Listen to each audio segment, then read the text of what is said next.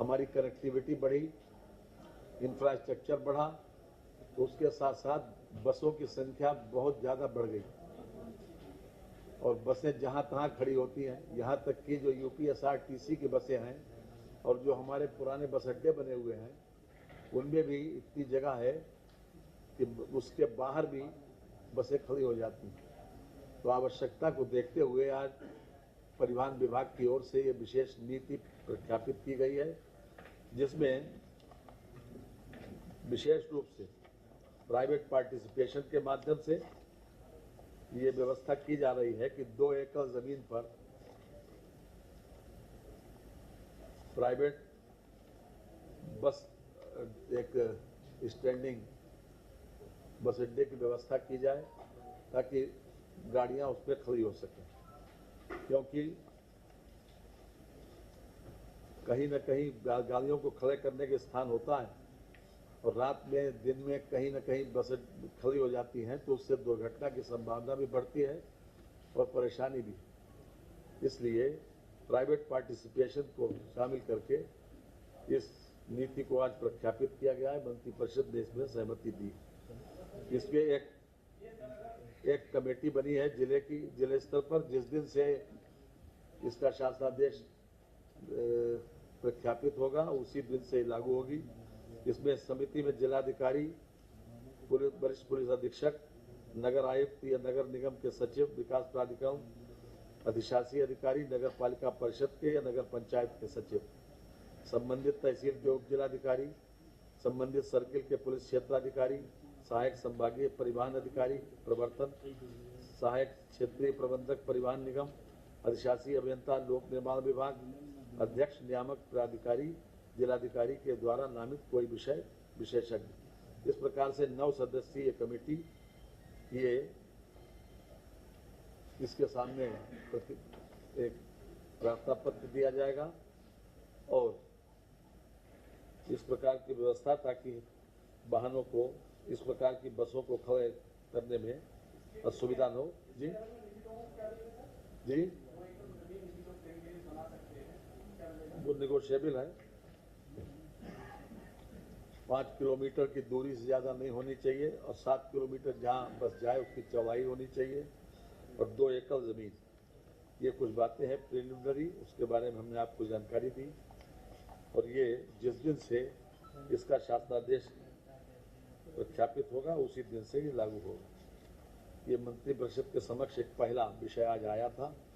दूसरा विषय जिसके लिए हमने आपको खास तौर से आज बुलाया है कि उत्तर प्रदेश वैश्विक क्षमता केंद्र नीति, ये भी अपने आप में बहुत इनोवेटिव है।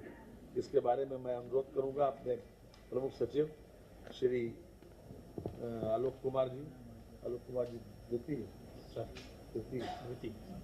आलोक कुमार द्वितीय, वर्तमान में आप औद्योगिक विकास देख रहे हैं, इनसे अनुरोध करेंगे कि वो भी विशेष रूप से जानकारी दे दें। एक मिनट सॉरी, पहले माननीय मंत्री जी से अनुरोध करेंगे कि 2 विषय आपके हैं।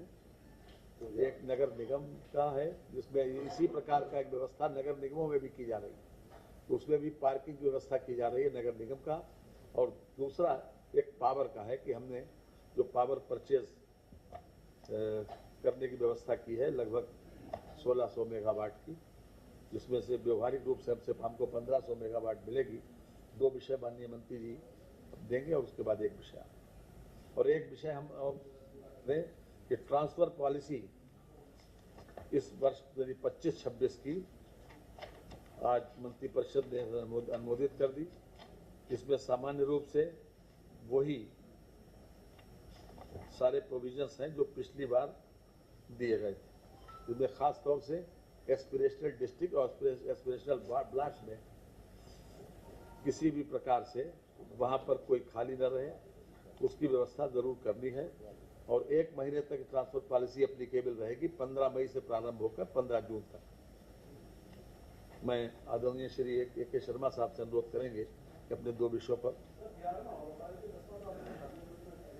11वां यह है कि अभी तक राज्य कर को हम कॉमर्शियल विभाग मानते थे, लेकिन आज मंत्रिपरिषद के समक्ष जो प्रस्ताव आया है उसमें सेवारत विभाग भी शामिल हो गया, विशेष रूप से क्योंकि कार्यालयों के लिए जमीन खरीदना होती है, तो जमीन बजाय इसके कॉमर्शियल विभाग के लिए जमीन खरीदना पड़ती थी।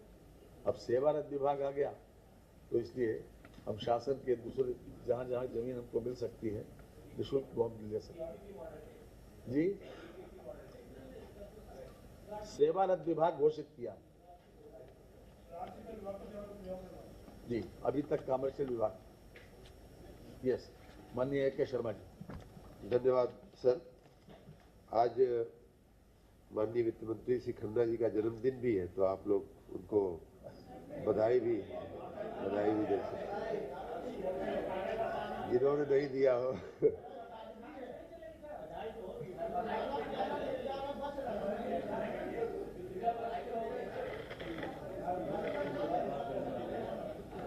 आप सभी का बहुत बहुत धन्यवाद। जैसा कि आप जानते हैं, उत्तर प्रदेश प्रगति के पथ पर जा रहा है और स्वाभाविक है कि हमारी ऊर्जा की जो मांग है, ऊर्जा की जो खपत है, वो दिन प्रतिदिन बढ़ती जा रही है। पिछले वर्ष आपने देखा कि 30,000 मेगावाट की पीक डिमांड हम लोग क्रॉस कर गए थे और इस बार भी अगर वही ट्रेंड रहा तो इस बार भी कुछ वैसा ही होगा। इस बढ़ती हुई मांग के मद्देनज़र भारत सरकार की जो हमारे इलेक्ट्रिसिटी रेगुलेटर हैं और हमारे यूपीपीसीएल ने मिलकर के एक आने वाले 10 साल का एक पावर प्रोक्योरमेंट का प्लान बनाया हुआ है 2034 तक का, और उसके दृष्टिगत हमने जो मांग आएगी उसके दृष्टिगत जो हमने कैपेसिटी जो हमने अनुबंधित किया है, कॉन्ट्रैक्ट किया है, वो लगभग 47,600 मेगावाट की क्षमता हम ऑलरेडी कॉन्ट्रैक्ट कर चुके हैं। उसमें से 33,000 क्षमता का जो पावर प्लांट्स हैं वो ऑलरेडी कार्यान्वित हो गए हैं और 14,000 की क्षमता के प्लांट जो हैं वो कार्यान्वित होने की दिशा में आगे बढ़ रहे हैं। उसके अतिरिक्त ये पाया गया है कि हमारे पास हमें थर्मल, विंड, हाइड्रो और सोलर सभी संसाधनों से अपनी ऊर्जा की उपलब्धि को